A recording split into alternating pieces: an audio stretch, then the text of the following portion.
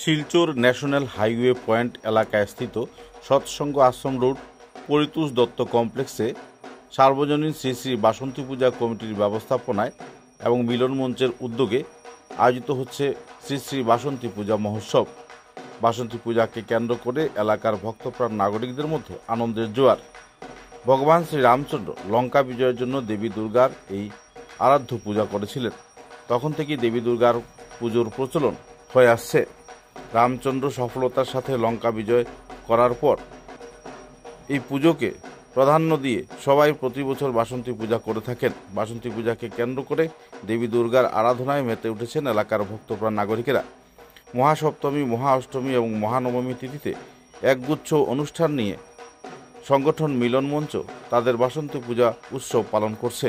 সাংবাদিকদের সঙ্গে কথা বলতে গিয়ে সংগঠনের বিশিষ্ট কর্মকর্তারা বিস্তারিত তথ্য তুলে ধরেন সাংবাদিকদের ক্যামেরায় এবং বরাক উপত্যকার সকল স্তরের নাগরিকদের এই বাসন্তী পূজা প্রাঙ্গণে উপস্থিত হয়ে মহাপ্রসাদ গ্রহণ সহ প্রতিমা দর্শনের জন্য আবেদন জানান তারা।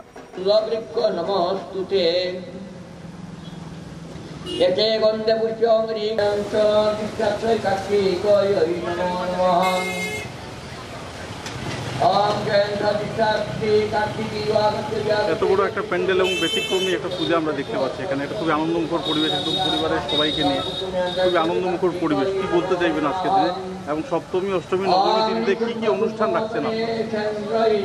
নমস্কার, আমরা এখানে মিলন মঞ্চের ব্যবস্থাপনায় আমরা এখানে এইবার প্রথম পূজা হচ্ছে। আমাদের মিলন মঞ্চের সভাপতি আছেন পরিতোষ দত্ত, ওনারই পরিতোষ দত্ত কমপ্লেক্সে আমরা পূজা করছি। সহসভাপতি জ্যোতিষ দাস, আমি সাধারণ সম্পাদক, সঙ্গে আছেন আমার উপদেষ্টা মণ্ডলী। আমরা 3 দিন, সপ্তমীর দিনেও আমাদের অন্নভোগ হবে, অষ্টমীও হবে, নবমীর দিনে প্রায় 2 থেকে 5 হাজার মানুষের অন্নভোগের ব্যবস্থা আমরা মিলন মঞ্চের তরফ থেকে করেছি।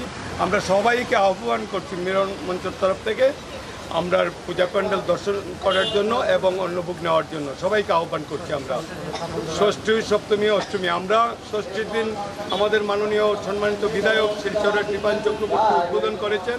আমরা প্রায় শতাধিক লোককে নতুন বস্ত্র দান করেছি আর আমাদের এই দানযজ্ঞ চলবে। আর আমরা আশা করছি আমাদের সভাপতির নেতৃত্বে বছরে বছরে এখানে স্থাপিত হবে, পূজা হবে, বছরে বছরে পূজা হবে। আর আমরা আহ্বান করছি সবাইকে আমাদের পূজা প্যান্ডেলে আসার জন্য। আজকের দিনে সন্ধ্যার সময় অনুষ্ঠান আছে আমাদের, যেহেতু নববর্ষ, বাংলা নববর্ষ, বাঙালিয়ানভাবে আমাদের ধামাল নৃত্য পরিবেশ হবে এই পূজা মণ্ডপে।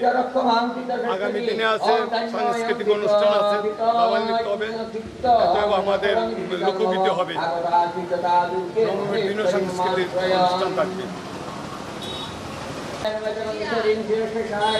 আমরা নবমীর দিন সবাইকে আহ্বান করছি সাংস্কৃতিক অনুষ্ঠান উপভোগ করার জন্য এবং সবাইকে নিমন্ত্রণ করছি আমরা মিলন মঞ্চের তরফ থেকে প্রসাদ নেওয়ার জন্য, অঞ্জলি নেওয়ার জন্য। তারপর নবমীর দিনে দুপুর 12টা হইতে অন্নভোগ শুরু হবে। পুরো গ্রুপ লইল এখানে।